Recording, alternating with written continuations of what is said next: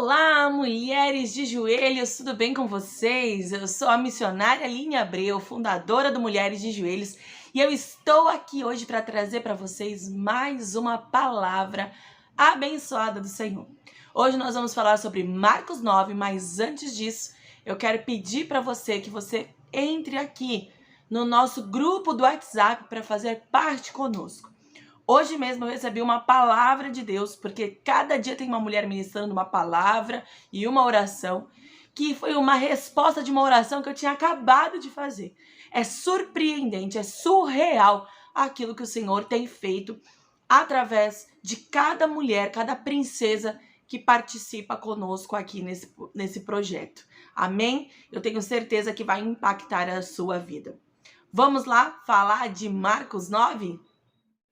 Do início até o versículo 13, está falando aqui sobre o Monte da Transfiguração, onde nós já falamos sobre este tema, sobre esse texto, lá em Mateus 17. Mas eu quero falar mais uma vez aqui com vocês, porque aqui no versículo 6, onde Pedro diz assim, Pedro não sabia o que deveria dizer. Então, o que está acontecendo aqui, só para você entender, sem precisar voltar o vídeo, lá para o vídeo de Marcos. Jesus chama Pedro, Tiago e João para ir com ele lá nesse monte. Lá ele é transfigurado, ele troca as vestes por uma veste ali, ele troca não, né? Nessa transfiguração que acontece de maneira sobrenatural, as vestes de Jesus são trocadas, ele fica com uma veste branca, que nenhuma lavanderia ou nenhuma lavadeira, como diz nos textos, conseguiria deixar naquele branco. É o branco mais alvo que a neve. E aí, quando acontece isso, aparece Moisés, aparece Elias.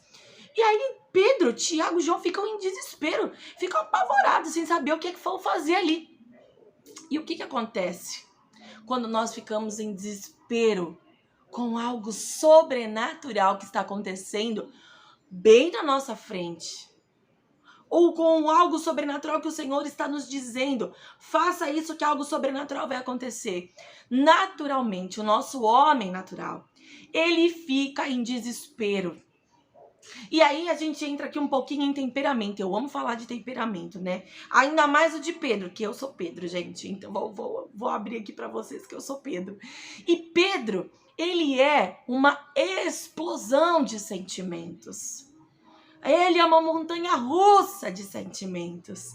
E aí Pedro, ele vai e diz, ele não sabendo o que dizer, né? Ele foi lá no versículo 5 e disse assim, mestre, como é bom estarmos aqui. Vamos armar 3 barracas. Uma para o Senhor, uma para Moisés e outra para Elias. E no versículo do 6 diz assim, porque Pedro não sabia o que dizer. E aí ele foi e falou isso. Queridos, deixa eu falar uma coisa para vocês, meus amores. Aquele momento glorioso, aquele momento maravilhoso que ele estava vivendo, vendo algo sobrenatural, despertou nele uma atitude carnal. Nós não podemos estar vivendo um momento sobrenatural e permitir que a nossa carnalidade fale, que a nossa carnalidade apareça, que a nossa carnalidade tome atitudes e iniciativas, porque logo em seguida, quando Pedro diz isso no versículo 6, o versículo 7 já diz assim, logo depois veio uma nuvem e os cobriu, e dela veio uma voz que disse, este é o meu filho querido, ou meu filho amado, escutem o que ele diz. Queridas, às vezes nós estamos no meio de algo sobrenatural acontecendo. E a gente deixa o nosso homem carnal, a nossa alma falar, quando nós deveríamos estar ouvindo. Quando nós deveríamos estar ouvindo. Qual é que tem sido a nossa atitude diante das coisas sobrenaturais que o Senhor tem colocado na minha e na sua vida? Do versículo 14 ao versículo 29, nós vamos ver aqui a cura de um menino. Quando eles estão voltando do Monte da Transfiguração, o que acontece? Eles encontram os discípulos, os outros discípulos. né? Porque até então estavam só 3 com Jesus. Então eles encontraram os outros discípulos e chegaram ali, tinha um burburinho acontecendo. Quando eles vão lá para ver o que é que estava acontecendo, um pai diz que o seu filho estava endemoniado e ele precisava de ajuda, mas que os discípulos não estavam conseguindo ajudar. E aí, diz assim no versículo 16, Jesus perguntou aos discípulos: o que é que vocês estão discutindo com esse povo aí? E um homem, não foram os discípulos que responderam, foi o pai. Um homem que estava na multidão respondeu: mestre, eu trouxe o meu filho para o Senhor, porque ele está dominado por um espírito mau e não pode falar. Ele estava mudo, menino. Sempre que o espírito ataca o meu filho, joga ele no chão, ele começa a espumar, a ranger os dentes. Ele está ficando cada vez mais fraco. Já pedi aos discípulos do Senhor que expulsassem o espírito, mas eles não conseguiram. E aí Jesus diz: gente sem fé, até quando que eu vou ficar aqui com vocês? Até quando que eu vou ter que aguentá-los? Porque estava faltando fé nos discípulos. Uma coisa é faltar fé na multidão. Outra coisa é faltar fé naqueles que estão caminhando com Jesus. Não é mesmo? E aí continua no versículo 20. Quando o levaram, o espírito viu Jesus e se sacudiu com força o menino. Só de ver Jesus, olha que autoridade, gente. Ele caiu e começou a rolar no chão, espumando pela boca. E aí a gente já pensa o quê? Jesus já vai mandar o menino sair. Não. E aí Jesus vai lá e fala com o pai do menino: quanto tempo faz que o seu filho está assim? E o pai respondeu: ele está assim desde pequeno. Muitas vezes o espírito o joga no fogo e na água para matá-lo. Mas se, e o segredo está aqui desta frase, mas se o Senhor pode, então nos ajude. Tenha pena de nós. Queridos, queridas, o Senhor não estava aqui preocupado nesta frase com a piedade, tenha piedade, com o vitimismo deste pai, dizendo: tenha piedade de nós. No versículo a seguir, nós vemos Jesus dizendo assim: se eu posso? Opa, ele estava preocupado com o si, com a fé. Lembra que alguns vídeos atrás nós vimos o Senhor escavando a fé para encontrar a fé e depois o milagre vem? O Senhor, ele precisa encontrar fé em nós. E só depois disso é que o milagre é liberado. Ele não está preocupado com o nosso vitimismo. Ele está preocupado em escavar e encontrar a fé em nós. E é quando ele diz para esse pai: se eu posso, tudo é possível para quem tem fé. Ou seja, não vem jogar isso para mim. Não vem jogar para mim. É preciso ter fé. Essa dependência do milagre vem da sua fé. E aí o pai logo entendeu e ele disse, ele gritou, na verdade: eu tenho fé.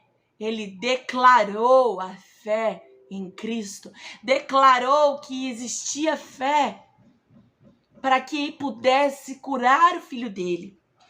E aí ele continua dizendo: ajuda-me a ter ainda mais fé. Queridas, se tem algo que o Senhor está preocupado é com o nosso nível de fé. Nós já vimos isso na palavra. O Senhor, ele cava para encontrar uma fé inicial, mas ele realiza milagres para que a sua fé venha crescer. Porque a fé ela é algo progressivo. Nós nascemos com uma medida de fé. Uma medida de fé é disposta para todos nós. Mas a nossa fé, ela precisa crescer. E ver os milagres, ter experiências com Jesus, com Deus, faz com que uma medida de fé seja nos acrescentada. E isso acontecendo, há uma maturidade espiritual. No seu próximo problema a ser enfrentado, na sua próxima dúvida, no seu próximo deserto, você vai poder parar e olhar para trás e se lembrar: ei, eu não tenho direito de duvidar, porque ele já fez o impossível na minha vida. Nós devemos viver de fé em fé. E é como um videogame. Quando eu passo de uma fase, vem outra maior ainda. Para que a fé seja novamente acrescentada e eu vá crescendo de fé em fé, de vitória em vitória. E este menino, então, foi curado. O Senhor deu uma ordem para que este espírito surdo e mudo saísse do menino. E aí o menino foi sacudido e o espírito o deixou e ele caiu como morto.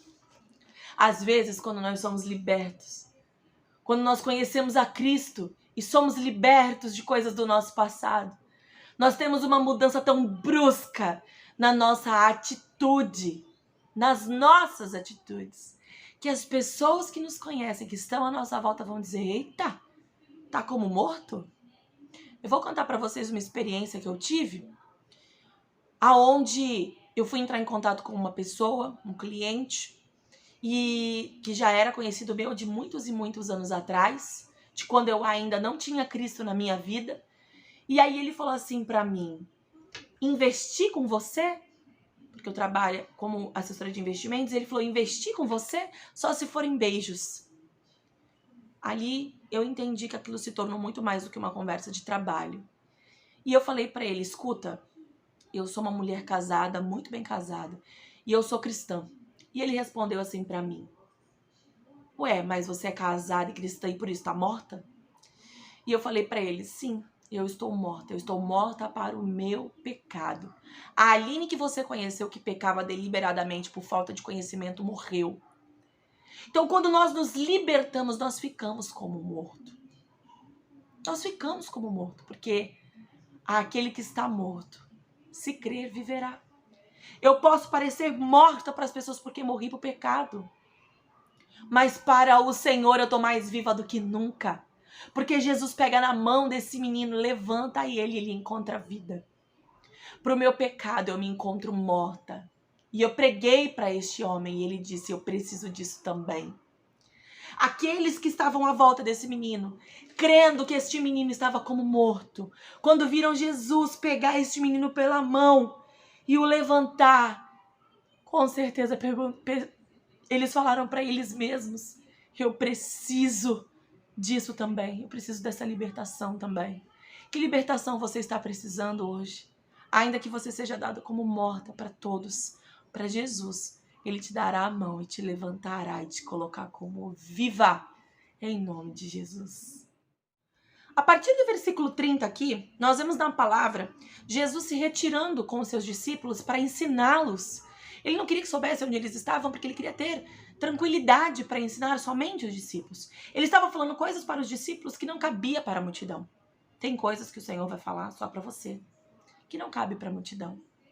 E aqui ele chamou, no particular, esses discípulos para falar sobre a ressurreição, sobre o que ia acontecer, que o Filho do Homem seria morto, seria entregue para morrer, mas que ao terceiro dia ele ressuscitaria. E eles não estavam entendendo o que Jesus estava querendo dizer, mas também não estavam com medo de perguntar. E aí nos versículos seguintes, está falando aqui que eles foram no caminho, discutindo entre eles quem ia ser o melhor, quem é que ia ser melhor ali. Eles estavam mais preocupados com posição, com fama, com quem ia estar do lado no grande reino do Senhor. E quando nós vamos vendo a continuação disso daqui, o Senhor vai os ensinando através de uma criança, que a criança, a menor das preocupações dela é se tornar conhecida. E ele diz: aquele que por ser meu seguidor receber uma criança, também recebe a mim e recebe aquele também que me enviou. Sejam como essas crianças. Sejam puros, não estejam preocupados em aparecer. E depois do versículo 38, João diz assim para ele: mestre, vimos que um homem expulsou demônios aí no seu nome, mas nós o proibimos, porque ele não faz parte do nosso grupo. Esta continuação mostra que eles estavam preocupados com a panelinha, com o grupinho, com quem estava ali, quem fazia parte, quem não fazia, quem eram os escolhidões, quem eram os maiorais. Essa era a última preocupação do Senhor. O Senhor diz: ei, deixa quem não é contra nós, é por nós, porque é impossível que alguém esteja falando em meu nome e logo em seguida esteja falando mal de mim. Vocês estão preocupados com o que é errado, com o ponto errado do evangelho. A discussão aqui não é para saber quem é o maior, quem é o menor, mas é para descobrir quem é realmente o menor de vocês. Porque quem quer ser maior tem que ser menor, tem que servir a todos. Vá para o final da fila. Os discípulos aqui ainda não haviam entendido o que era evangelho. E no 42 ele continua: quanto a estes pequeninos que creem em mim, se alguém for culpado de um deles me abandonar, seria melhor para essa pessoa que ela fosse jogada no mar com uma pedra amarrada no seu pescoço. Se uma das suas mãos te faz pecar, corta fora. E aí ele diz, aqui na continuação do 45, se um dos seus pés faz com que você peque, corta fora. Se um dos seus olhos faz você pecar, arranca fora. É melhor entrar mutilado no reino do que entrar completo no inferno. É óbvio que isso é uma palavra figurativa. O Senhor não está nos mandando cortar, o Senhor está nos mandando nos controlar. Aquilo que está te fazendo pecar, tira fora. Se é mexer nas suas redes sociais que te faz pecar, te faz olhar para o que não deve, saia das suas redes sociais. Ah, Deus!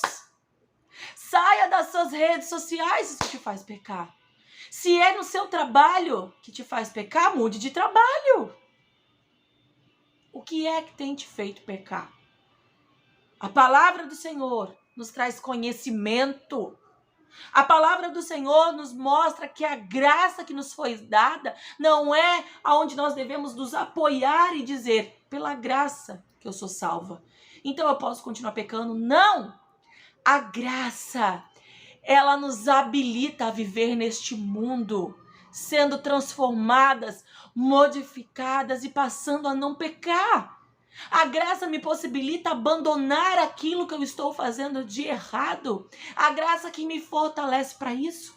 Então, para você viver esse texto que nos fala que é melhor cortar tudo aquilo que nos tira da presença do Senhor, que nos tira a salvação, Ele está nos dizendo, usem a graça. A salvação é por meio da graça. A salvação acontece por causa da graça, porque é ela que nos dá fé. E nós acessamos a graça por meio da fé. Use a fé é o veículo para você acionar a graça. E a graça é o veículo para a sua salvação. Se você tiver fé, se você tiver graça, querida, toda a sua vida vai mudar, não piscar de olhos. Porque você vai passar a viver os princípios milenares desta palavra, tirando fora e morrendo para todo o pecado.